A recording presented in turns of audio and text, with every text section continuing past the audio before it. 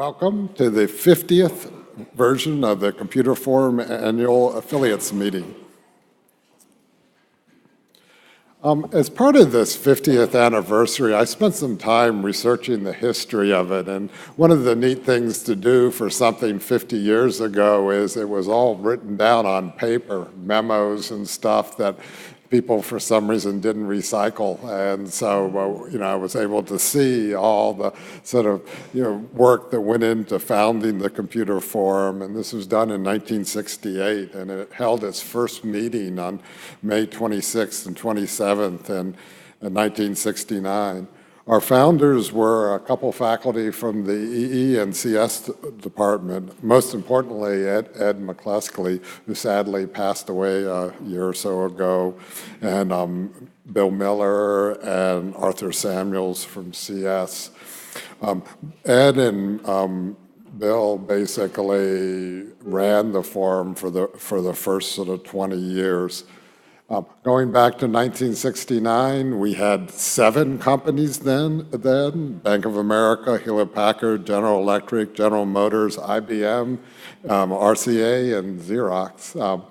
It's interesting to note that I believe all of these still exist today, which is not true for some of the years we had members, but yeah.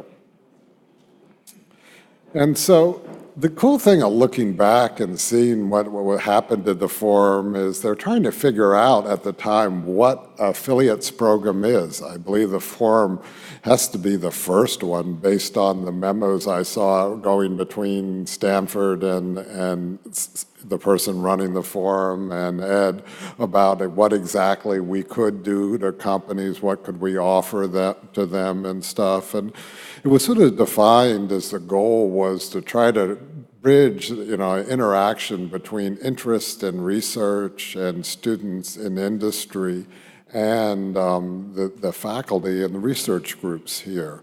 And so their idea was initially we would get affiliates to join and pay some money and then have visits from faculty and an annual meeting that went on. And that's what we still do today, and that's the 50th version. And if you look at the sort of agenda of the first meeting, it's been pretty consistent over the years where you see the new research that's going on in the department. We've also sort of expanded our role. Today, the forum hosts conferences and workshops before and after and sort of sponsors symposiums at the department.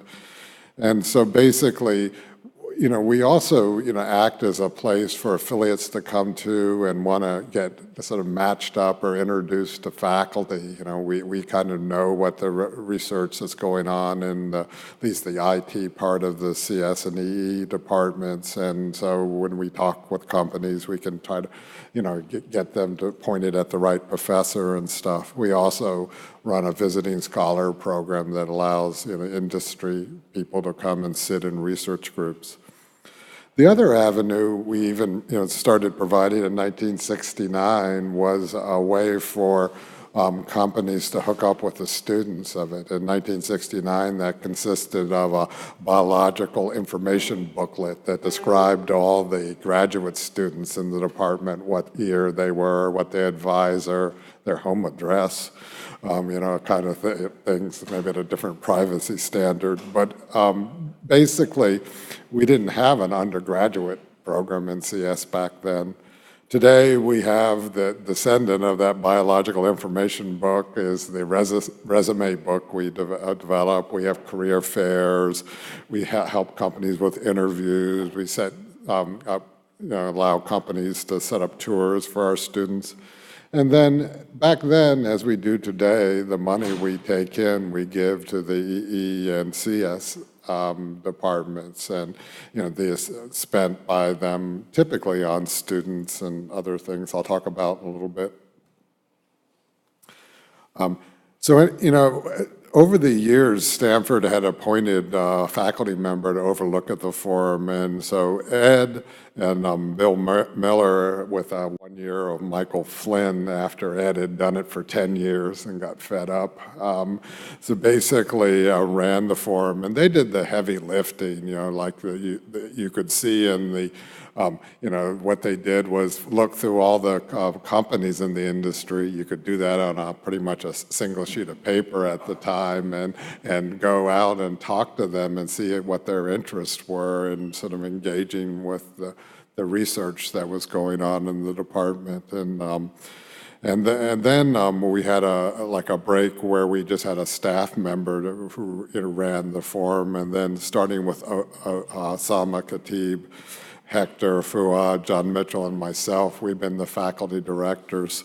Hector, Fuad, John Mitchell, and myself are the co-chairs of this event, and we were trying to think about, what do you do for our 50th anniversary? We bantered around ideas about getting somebody to give the same talk they gave in 1969 or 1980, and decided maybe that wasn't the best thing. So what we decided to do was actually keep with the tradition of the annual meeting of bringing forward the exciting new research. And one of the things we've done, and certainly in recent years, was provide an introduction to the new faculty that we've hired in the department. And so we're going to do that mainly today. We have a lot of our new faculty. But in a nod to the 50th anniversary, we also lined up some of the department's Turing Award winners, like the Nobel Prize of Computer Science, to come and give a more retrospective talk about what happens. And so we'll start that this morning.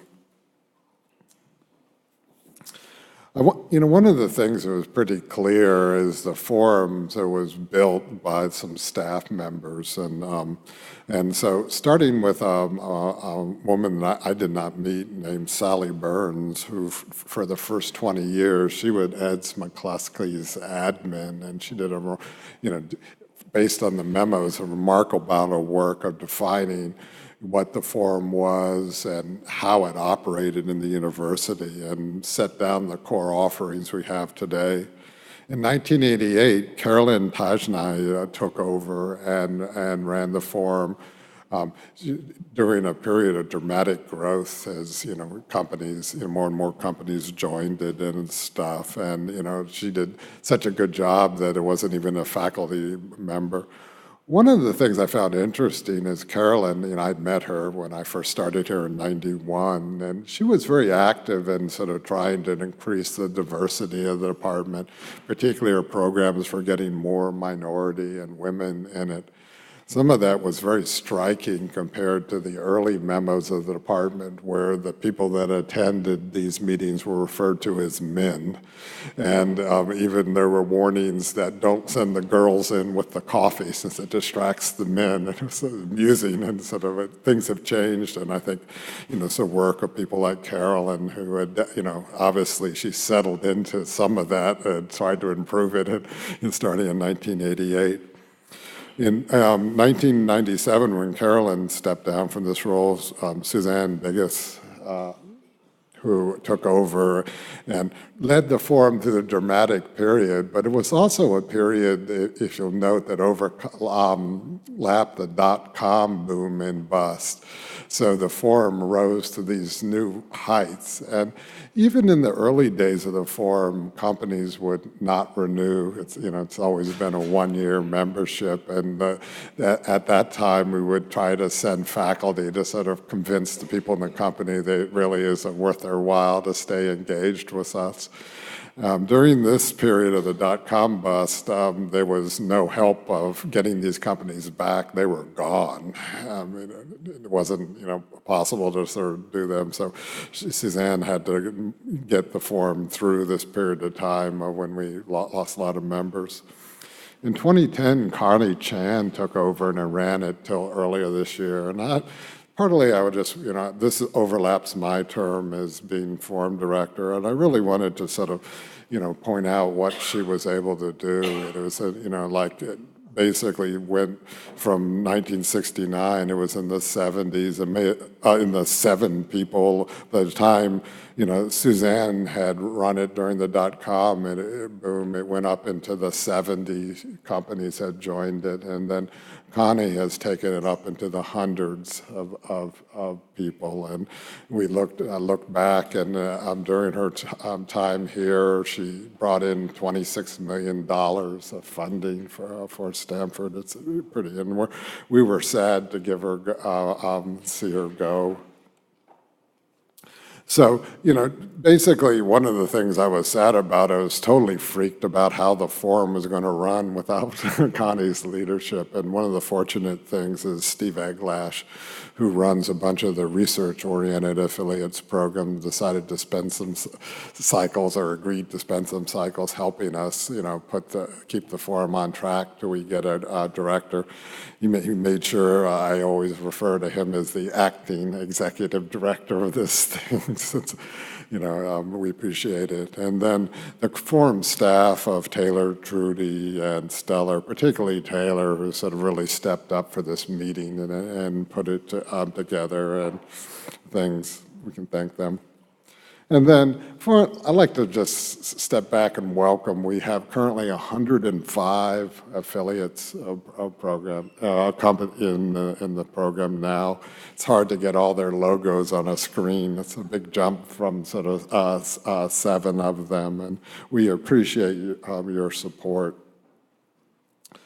So basically, typically what we do is we have a welcome in from the chairs, and we have a new chair in electrical engineering named Stephen Boyd, who actually teaches a class that overlaps with this time, so he couldn't attend.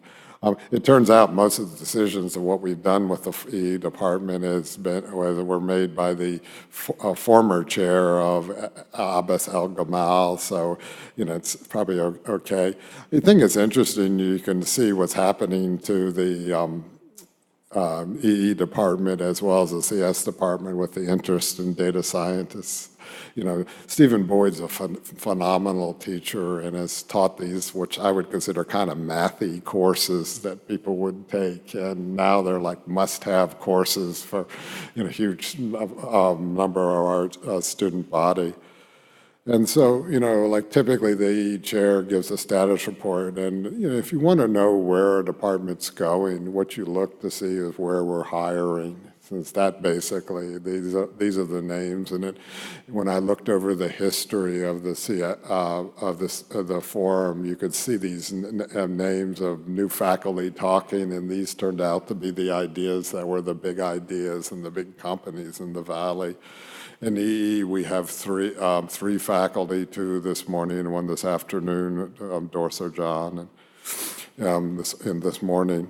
And then just to give you an idea of what happens, beyond that we give the money that you give us to the departments, it actually turns out it's a kind of a negotiation between the computer forum and the department chairs of what to do with the money.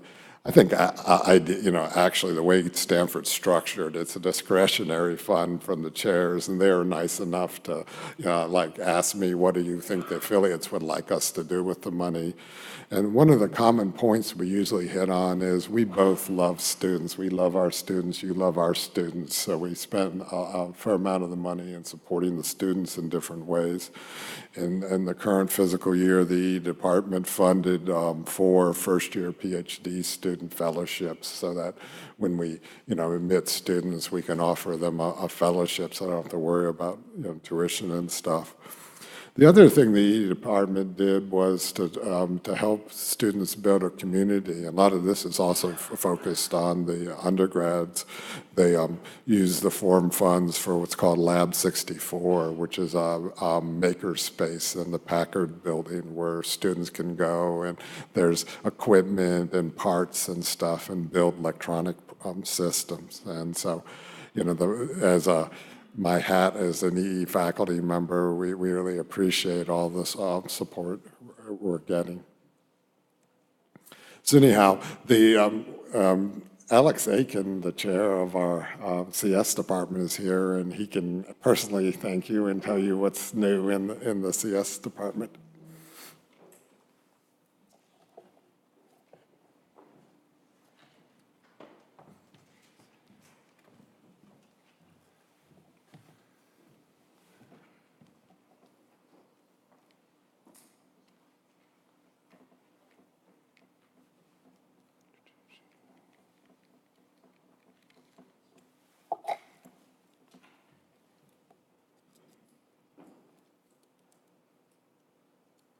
Just fiddling with adapters here for a moment. It'll be a moment.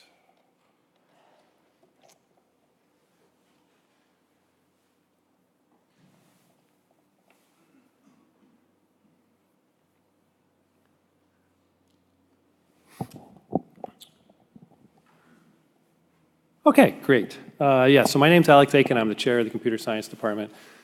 Before I start, I really want to thank Mendel and Steve Eglash for the organization of this 50th anniversary of the Computer Forum's annual meeting, and especially to the Computer Forum staff. So this is it's a huge operation every year with the number of companies that we have now. Just putting this event together is a major task, and so I want to thank everybody. I thought I'd say a few words about the computer science department and what's going on. So what's happening? Well, so we have quite a few students these days in computer science. So at this point in time, 1 in 5 Stanford undergraduates is a computer science major. So 20% of all Stanford students major in computer science. And what this means really is that the department is undergoing, I would say, the highest rate of change in quite some time. So, to deal with that kind of growth, and the growth is not just in the bachelor's levels. I mean, the bachelor students graduate and become master's students, and the master's students graduate and become PhD students. So we're actually seeing growth at the graduate level as well. And one of the big implications here is faculty hiring. So as you'll see in a few minutes, we've hired quite a few faculty in the last couple of years to deal with the growth in student demand, but also, quite frankly, to deal with the growth in research opportunities. So, as the field has expanded, we also need to hire faculty just to cover all the, the potential interesting areas of research. And, to support a lot of new faculty and a lot of new students, that inevitably results in needs for space and new initiatives that are coming down from universities, and I'll just say a few words about those at the end. But before I go on, for those of you who are, well, everybody here is in a company, but many of you have been involved in universities at one point or another, and I think you understand that universities don't work like companies. So just because the computer science department is growing or needs to grow doesn't mean that the university can go and cut its other lines of business. So the English department, is not going to go out of business as a result of the fact that there's a lot of demand for computer science. But that really means that there's a resource issue. I mean, the resources, it's not easy to reallocate resources in a university because the existing university doesn't have one purpose. There are many things going on. The existing initiatives continue, and really new needs for resources have to come from new money. And this is where the Computer Forum has really helped the department tremendously over the last few years. So the kind of extra income that is generated from forum memberships, we have invested that in things like hiring lecturers, in particular in the computer science department, to help service the undergraduate education needs of the department. And that kind of the availability of those funds for the department to use to help get us through this transition has been extremely important. So extremely valuable having the forum there, and especially the fact that it had built up to such a level over 50 years that when we needed it, it was really able to provide significant funding to help the department in the last several years with this major transition. So thank you very much. Amazingly, enrollments are still climbing. So we thought that things were leveling off. They really started climbing right after the financial crisis in 2007, and we saw double-digit increases in enrollments in computer science classes for many years. And then in recent years, it kind of dropped to single digits. This year, it's up 10% again.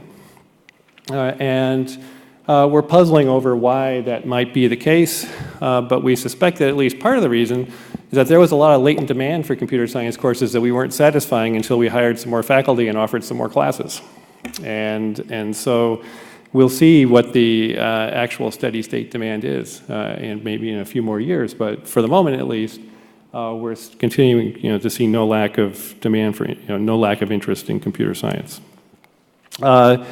Diversity of the department, it was mentioned that, it really was a department of men when the forum started, and that has really changed.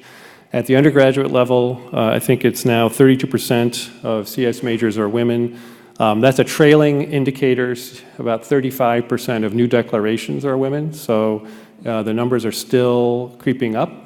And again, we'll see where that ends up, but this is a major turnaround from, say, 15 years ago and well above the national average. And actually, I'll just say one more statistic just to try to, sometimes the numbers are kind of hard to interpret, but last year at graduation, we awarded more CS degrees to women than we had women computer science majors a decade ago, okay?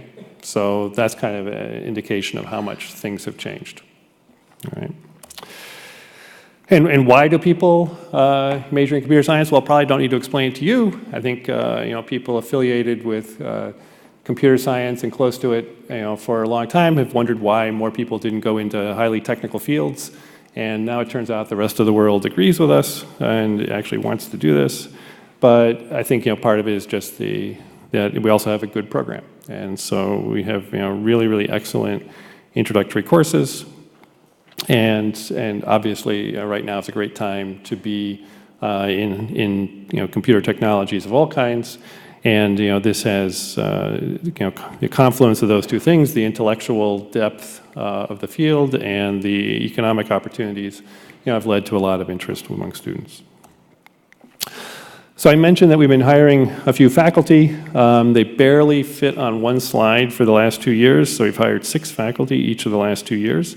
I do not think that this rate of hiring will continue, although we will continue to do a lot of hiring in future years. But this was basically a big shot of adrenaline to try to catch up a little bit to where we need to be. And we're continuing to hire this year, but maybe we won't hire quite so many. But you can see that the spread of areas. The ones in blue are the ones you're going to hear from today. Quite a few joint appointments, especially with EE, which has always been the strongest connection for the CS department in the university. But we have our first joint appointment also with statistics. You see quite a few AI and AI-related hires, like with robotics, but also a lot of theory hires. And so the department continues to invest in foundations and trying to make sure that we have a world-class theory group. As part of a world-class CS department. So, the new faculty are doing extremely well. Again, this is another place where the forum really helps a lot. The forum provides a lot of the money that comes in, or some of the money, I should say, that comes in, goes directly to helping support new faculty get off the ground. And what's coming up? So I think, the story is probably not going to change much in the next couple of years, barring a major disruption in the broader economy. And we're planning for things to be either the size they are now or a little bit bigger down the road. So there's a new building that the university is currently contemplating and is actually in the formal planning stages, scheduled to open about 3.5 years. This will be for joint interdisciplinary work between the School of Engineering and Humanities and Sciences. Computer science and statistics will be well represented in the building. I fully expect the E department to have some representation there as well. And we're not going to move out of Gates, so the lovely Gates building will still be there for you to visit whenever you want, but you'll have an opportunity to come and visit faculty in another building as well. Okay, so we'll actually be split across 2 buildings. But then there's also some major campus level initiatives. The university is currently in a cycle of long-range planning with the new president and provost, and considering what kinds of major initiatives are going to be launched as part of the next campaign. And two of those are a data science initiative and a human-centered AI initiative that will both be feature heavy participation from both the CS and EE departments. And with that, I will get off the stage so that you can hear something more interesting. And I really, but again, we want to thank the forum membership for its long-term support of the two departments, and just express again how important that has been to us. Thank you very much.